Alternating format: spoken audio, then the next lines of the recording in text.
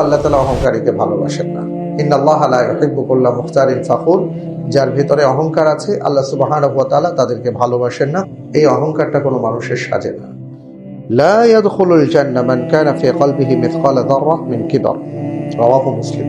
আমরা যে অহংকার করব, আমরা নানা কারণে অহংকার করে থাকি। ভাবি আমার টাকা পয়সা আছে, এই জন্য অহংকার করি।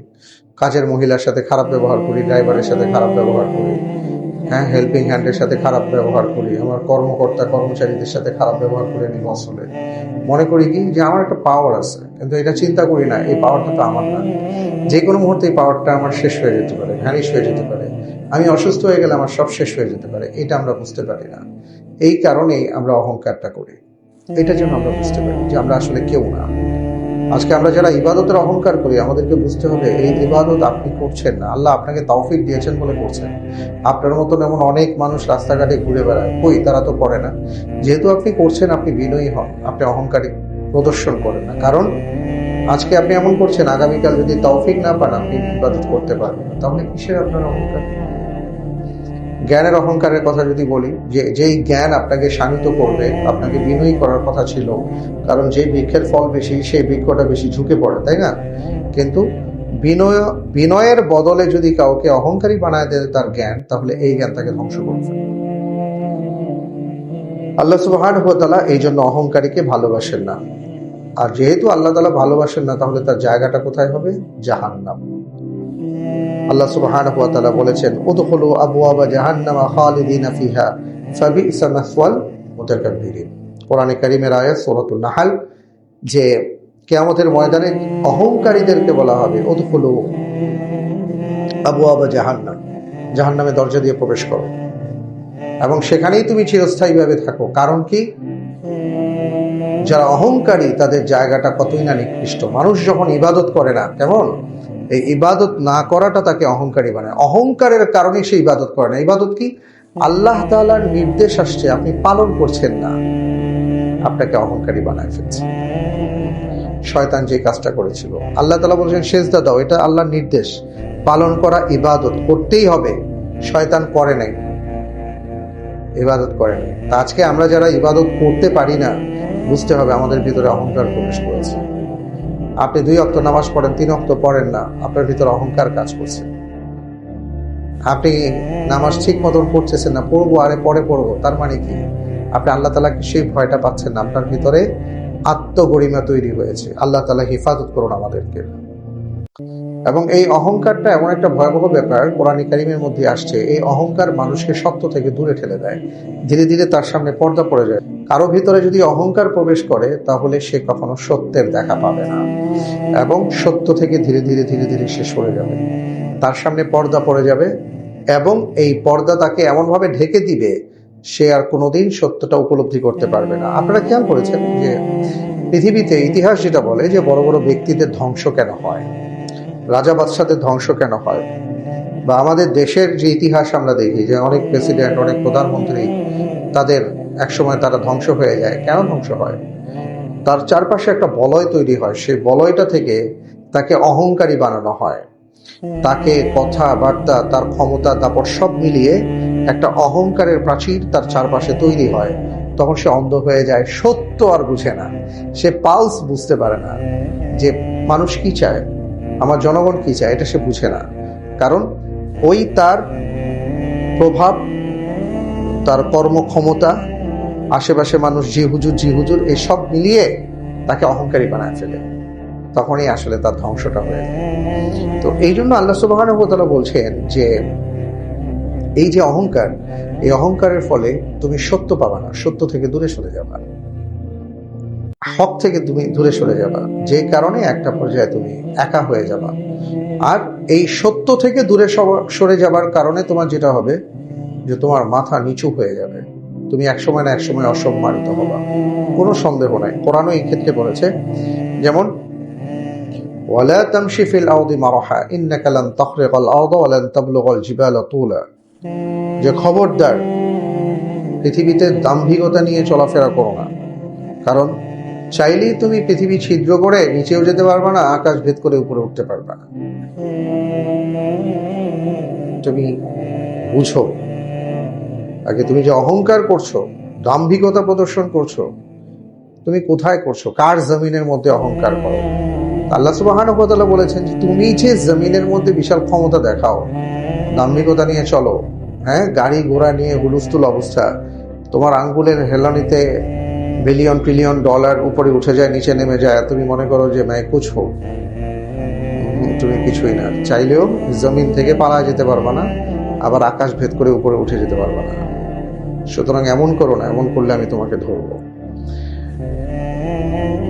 আর আসলে যারা অহংকারী তাদের আরেকটা বিষয় হলো যে ওই যে বললাম যে তাদের সামনে যেহেতু একটা প্রাচীর দাঁড়িয়ে যায়, তারা সত্য থেকে দূরে সরে যায়, আসলে তাদের হৃদয়টা মরে যায়, অন্ধ হয়ে যায়, তখন সে সত্য আর উপলব্ধি করতে পারে না। যেটা আল্লাহ সুবহানাহু ওয়া তাআলা বলেছেন, কাযালিকা ইয়াতবাউল্লাহু আলা কলবি মুতাকাব্বিরিন জাব্বার, যে যেমনই ভাবে আল্লাহ সুবহানাহু ওয়া তাআলা প্রত্যেক অহংকারী ও জালিমের হৃদয়ে মোহর মেরে দিয়েছেন। ইয়াতবাউল্লাহু আলা কুল্লি কলবিন মুতাকাব্বিরিন জাব্বার, যারা অহংকারী তাদের হৃদয়ের মধ্যে মোহর মেরে দেওয়া হয়।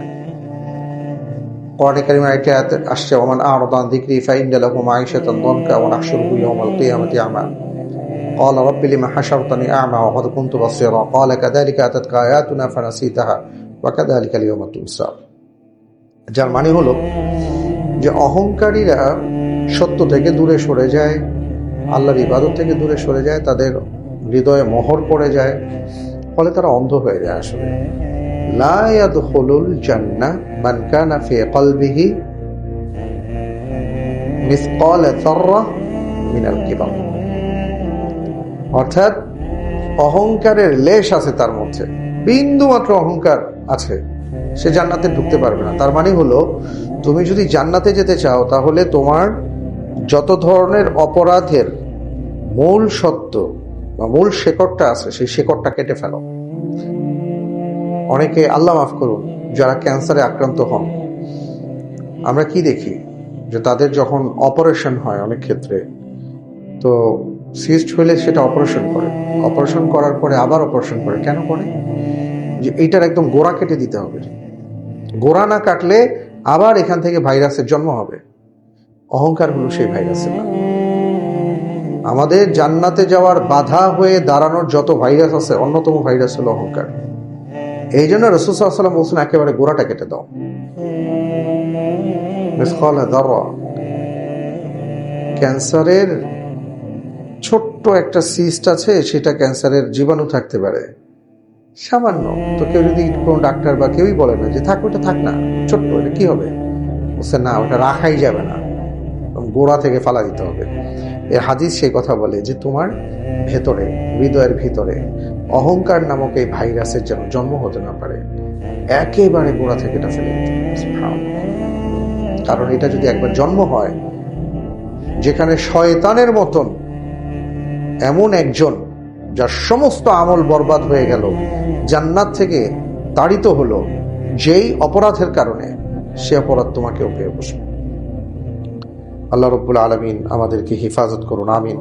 আল্লাহ রাসূল সাল্লাল্লাহু আলাইহি ওয়াসাল্লাম যখন একজন সাহাবা তাকে জিজ্ঞেস করেছিলেন যে ইয়া রাসূলুল্লাহ, কেউ যদি সুন্দর পোশাক জুতা পরতে ভালোবাসে, এটা কি তার অহংকার হবে? তো রাসূল সাল্লাল্লাহু আলাইহি ওয়াসাল্লাম খুব সুন্দর উত্তর দিয়েছেন। তিনি বললেন যে দেখো, আল্লাহ সুবহানাহু ওয়া তাআলা সুন্দর, তিনি সৌন্দর্যকে ভালোবাসেন, এটার সাথে অহংকারের কোনো সম্পর্ক নাই।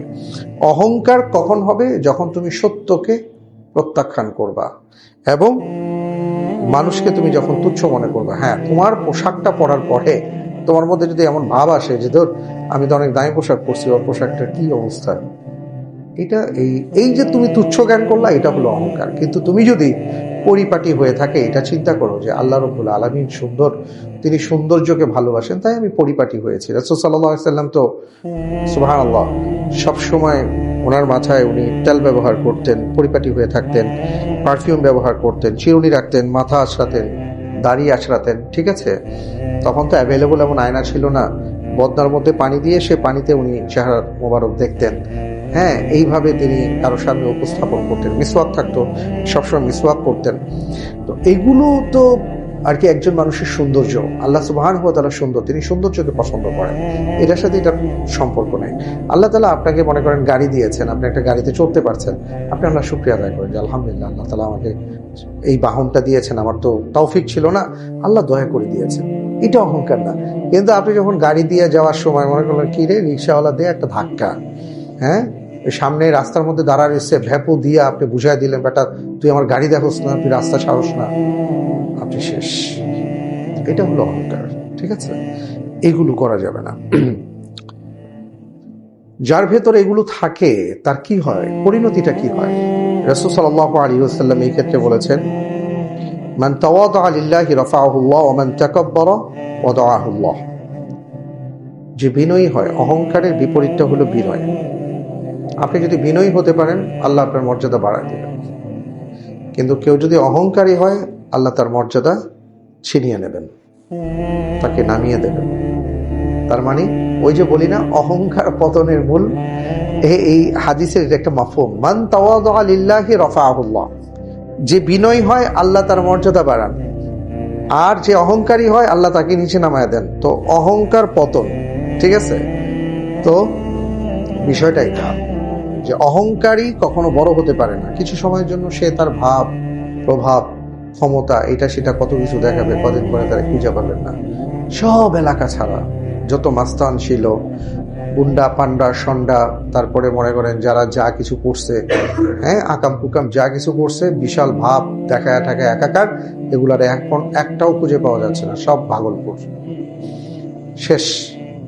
এখন আবার নতুন গ্রুপ যদি কেউ এমন হয়, আবার তারাও কদিন পর ভাগলপুর। এইটার আসলে কোনো স্থায়িত্ব নাই, এটা বেহুদা জিনিস।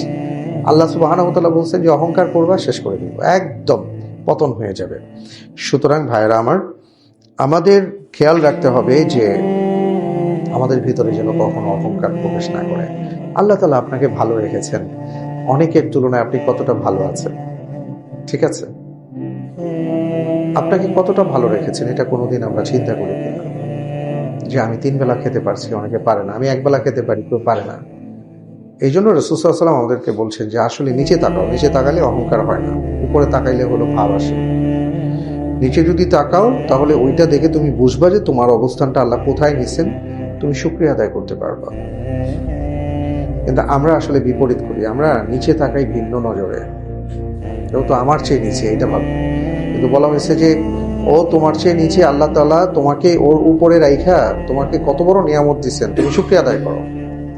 তো যখনই আপনি শুকরিয়া আদায় করবেন, লা ইন শাকারতুম লা আযীদান্নাকুম, আল্লাহ তাআলা বাড়ায় দিবেন। কিন্তু যদি এটা শুকরিয়ার বিপরীতে কৃতজ্ঞতাহীনতা হয়, হ্যাঁ, ওই কারণে আপনার মনের মধ্যে বরত্ব আসে, আল্লাহ আপনাকে দাবায় দেবেন, শেষ।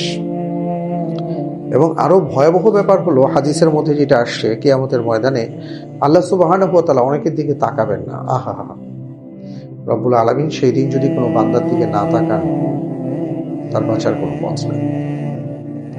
দুনিয়ার জীবনে আল্লাহ রব্বুল আলামিন সবাইকে গড়পড়তা তার নিয়ামত দিয়ে দিয়েছেন। স্পেশাল নিয়ামতগুলো থেকে তারা বঞ্চিত হয়, কিন্তু গড়পড়তা কিছু নিয়ামত থাকে। যেমন এই যে অহংকারী, যে তাকাব্বুরি, যে কাফের, বেঈমান, মুশরিক, ইমানদার, সবাই মিলে আমরা আলো বাতাস সবকিছুই পাচ্ছি, গড়পড়তা নিয়ামত। কিন্তু কিয়ামতের ময়দানের স্পেশাল নিয়ামত কি? যে আল্লাহ সুবহানাহু ওয়া তাআলা কারো দিকে রহমতের দৃষ্টিতে তাকাবেন। ফামান যুহযিহা আনিন নার ওয়া উদখিলাল জান্নাতা ফাকাদ ফাজ। সেই দিনের সবচেয়ে বড় নিয়ামতটা হলো জাহান্নামের আগুন থেকে মুক্ত হয়ে জান্নাতে তিনি যেতে পারবেন। কিন্তু সেই নিয়ামতের প্রাপ্তিটা কিভাবে হবে? আল্লাহ তাআলা কারো দিকে রহমতের দৃষ্টিতে তাকাবেন, দয়ার দৃষ্টিতে তাকাবেন, ক্ষমা করে দিবেন। আমার কারো দিকে তাকাবেন না। আল্লাহ রাব্বুল আলামিন যদি বলেন যে আজকে তোমারে ভুলে গেলাম, যাও, কি হবে? ওয়াকাযালিকাল ইয়াওমা তুনসা। অনেককে বলা হবে এটা, দুনিয়ার জীবনে সত্য আসছে, প্রত্যাখ্যান করছো, অহংকার করছো, সেই দিন সত্যকে দেখো নাই, আজকে তুমি অন্ধ, আমিও আজকে তোমাকে ভুলে গেলাম, কি হবে আমাদের? এবং এই হাদিসের মধ্যে আসছে, রাসূল সাল্লাল্লাহু আলাইহি ওয়াসাল্লাম বলেন, লা ইয়ানজুরুল্লাহু ইয়াওমাল কিয়ামা ইলা মান ইয়ারসি ইজারাতা বাতরান। রাসূল সাল্লাল্লাহু আলাইহি ওয়াসাল্লাম বলেন যে ব্যক্তি অহংকারের পোশাক টেনে টেনে পড়ে, আল্লাহ তার দিকে কিয়ামতের ময়দানে তাকাবেন না। বলছি এই অহংকার থেকে বাঁচার উপায় কি, আমরা কি কি করতে পারি কোরআন এবং সুন্নাহর আলোকে, চিকিৎসা কি? 1 নম্বর বলবো যে আমরা নিজেরা নিজেদের দিকে তাকাই যে আমরা আসলে কতটা দুর্বল। ওয়া কানাল ইনসানু দাঈফা, আল্লাহ আমাদেরকে কতটা দুর্বল করে সৃষ্টি করেছেন। আমরা যার যার অবস্থানে অনেকে অনেক কিছু ভাবতে পারি, কিন্তু মুহূর্তের মধ্যেই যদি মনে করেন আপনি অসুস্থ হয়ে পড়েন, শেষ, আপনার সমস্ত ক্ষমতা শেষ। এই যে আমাদের যে দুর্বলতা, এটা যদি আমরা নিজেদেরকে ভাবি, তাহলে আমরা বুঝতে পারবো যে আসলে আমরা কোন অবস্থাতে আছি। এবং আমরা যে কেউ ছিলাম না, আল্লাহ দয়া করে আমাদেরকে সৃষ্টি করেছেন। কুনতুম আমওয়াতান ফাআহইয়াকুম সুম্মা ইউমীতুকুম সুম্মা ইউহয়িকুম, এই যে কথাগুলো, তোমরা কেউ ছিল না, মৃত ছিলা, অস্তিত্ব ছিল না, আল্লাহ তোমাদেরকে সৃষ্টি করেছেন, আবার তোমাদের মৃত্যু হবে, আবার জীবিত করবেন। তার মানে কি, আমাদের আসলে কোনো পাওয়ার নেই। এই যে হাত নাড়াচ্ছেন, পা নাড়াচ্ছেন, কষ্ট করে হাঁটাহাঁটি করছেন, আসছেন যাচ্ছেন, ভাই একটা সময় এমন হবে আপনার হাত আছে, পা আছে, মুখ আছে, সবই আছে, থাকতেও আপনি নাড়াতে পারছেন না। কারণ কি? আল্লাহর নির্দেশ নাই। আল্লাহ যখন বলছেন এই হাত আর নড়বি না, আপনি পারবেন আপনার হাতকে নাড়াতে? আমরা পারবো আমাদের হাতকে নাড়াতে? হসপিটালে যান, প্যারালাইজড হয়ে কত মানুষ পড়ে আছেন, রাস্তার মধ্যে দেখেন কত মানুষ পড়ে আছে, হসপিটালে যান কত মানুষ পড়ে আছে, হাত পা সবই তো ঠিক আছে, নড়তে পারে না। কেন? তার হাত পা এখন আর তার কথা শুনে না। তার ব্রেইন থেকে নানা ধরনের হাতকে পাকে কমান্ড দেয়, কিন্তু সেই কমান্ড হাত পা শুনে না। কারণ মূল ব্যাপারটা হলো এগুলো তো আমাদের না, আল্লাহ আমাদেরকে দয়া করে নিয়ামত দিয়েছেন ব্যবহার করার জন্য। এখন আমরাই হাত পা নিয়ে নিজের মনে করে যা খুশি তাই করলাম, আল্লাহ বলে নিয়ে গেলাম, শেষ। তো এই জন্য প্রথমত আমরা অহংকার থেকে বেঁচে থাকতে পারি আমাদের নিজেদের সৃষ্টি এবং দুর্বলতার দিকে যদি আমরা তাকাই, যে আমরা আসলে দুর্বল, আমরা কেউই ছিলাম না, আবার মাটিতে ফিরে যাব। এবং কত মানুষ মাটিতে শুয়ে আছে, কবরস্থানে গেলে দেখা যায় রাতের অন্ধকারে তো কবরে আমরা ঢুকতেই পাই না, দিনের বেলাও শুনশান নীরবতা, কত মানুষ এখানে শুয়ে আছে। তারা একসময় দাম্ভিক ছিল, অহংকারী ছিল, আজকে কেউ নাই, আমিও চলে যাব। সুতরাং কিসের অহংকার? এরপরে আরেকটা চিন্তা করতে পারি, সেটা হলো আল্লাহ সুবহানাহু ওয়া তাআলা সবচেয়ে বড়, সবচেয়ে মহান। আল্লাহু আকবার। আল্লাহ তাআলার এত বিশাল সৃষ্টির মধ্যে আমি আসলে কে, আমি কতটা তুচ্ছ।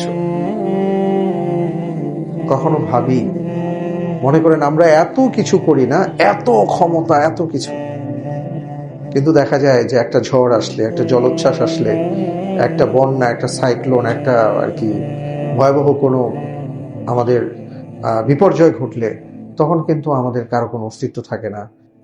অহংকার দূর করার উপায় হলো এটা, আপনাকে চিন্তা করতে হবে যে আল্লাহর বিশাল সৃষ্টির মধ্যে আমি কে, আসলে কতটা তুচ্ছ। আমার কোনো পাওয়ার আছে, কোনো ক্ষমতা আছে? আল্লাহু আকবার। 3 নম্বর বিষয় হলো যে যতটা বিনয়ী হবেন, বিনম্র হবেন, আপনার ভিতর থেকে তত বেশি অহংকার দূরীভূত হতে থাকবে। যতটা বিনয়ী হতে পারবেন, আপনি অন্যের তুলনায় নিজেকে তুচ্ছ ভাববেন।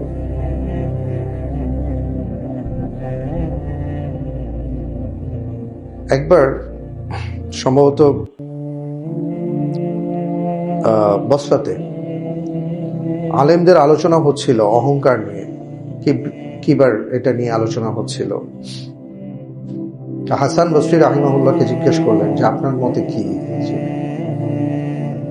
অহংকার কি?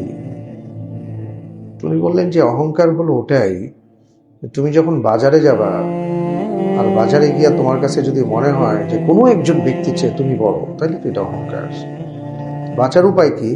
তুমি মনে করবা এখানে যারা আছে সবার চেয়ে তুচ্ছ, ছোট আমি, এটাই বাঁচার উপায়। বিশাল বড় কথা কিন্তু।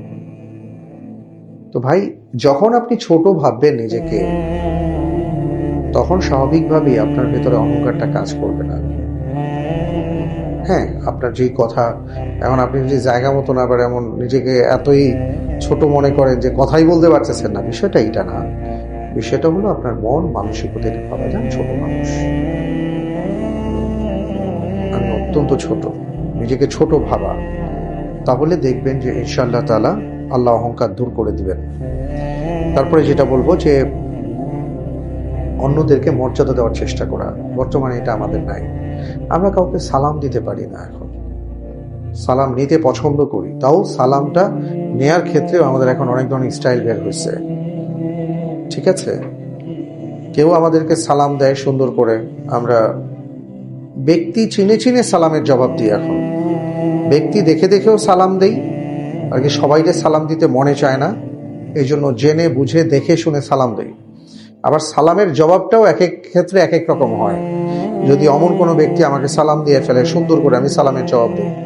আর যদি আমার কর্মকর্তা, কর্মচারী, ড্রাইভার অথবা আমার কাজের লোক যদি সালাম দেয়, হ্যাঁ স্যার আসসালামু আলাইকুম, হ্যাঁ বসো, ওনার সালামের জবাবটা দিতে ওনার মন চাচ্ছে না, ওনার ভাবটা কি?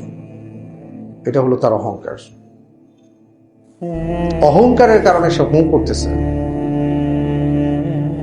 তো এই জন্য রাসূল সাল্লাল্লাহু আলাইহি ওয়াসাল্লাম আমাদেরকে বুঝাইছেন যে না, নিজেকে ছোট মনে করো, অন্যকে মর্যাদা দেওয়ার চেষ্টা করো। আল্লাহর নবীর মতন সর্বশ্রেষ্ঠ মানুষ, ওনার আচরণটা কি ছিল? ইহুদি মসজিদে পেশাব করে দিছে, আল্লাহর নবী তার সবাইকে আটকে দিতে বলছেন যে ঠিক আছে একটু সময় দাও, সুন্দর করে তার সাথে কথা বলছেন। সেটা আমাদের মুসলমানদের ইবাদতের জায়গা, পেশাব করলে জিনিসটা নষ্ট হয়ে যায়, অপবিত্র হয়ে যায়, তিনি পানি ঢেলে দিচ্ছেন। আর একটা বর্ণনায় আসছে, এটার এই বর্ণনাটা আমার খুব জানা নাই কতটা সহি, কিন্তু শুনেছি যে ওনার ঘরে মেহমান ছিলেন, বিছানা নষ্ট করে দিচ্ছেন, উনি গিয়ে পরবর্তীতে তার কাছে বলছেন যে আপনি এই অবস্থা, আমি দুঃখিত যে আপনার সেবা দিতে পারিনি। কিন্তু বড় ব্যাপারটা হলো যে রাসূল সাল্লাল্লাহু আলাইহি ওয়াসাল্লামের আচরণগুলো এমন ছিল যে প্রত্যেকের ক্ষেত্রে এই আচরণটা এত মধুর, এত সুন্দর ছিল, যেটা আমর ইবনুল আস রাদিয়াল্লাহু তাআলা আনহু বলছিলেন যে আল্লাহর নবীর আচরণ দেখে প্রথমে ভাবছিলাম উনি কেবল আমারই পছন্দ করে, কিন্তু একদিন সাহস করে যখন জিজ্ঞেস করলাম ইয়া রাসূলুল্লাহ আপনি সবচেয়ে বেশি পছন্দ করেন কাকে, তো উনি মনে মনে ভাবছেন যে উনি তো আমার কথাই বলবেন। তা এখন দেখলেন যে উনি কেন আবু বকর, ইয়া রাসূলুল্লাহ তারপরে কে, ভাবছেন দ্বিতীয়তে আছেন কিনা, যে ওমর। তখন উনি বললেন যে না, আমি আর পরে আর সাহস পাইলাম না যে আমার সিরিয়াল যে কত নম্বর, দরকার নাই।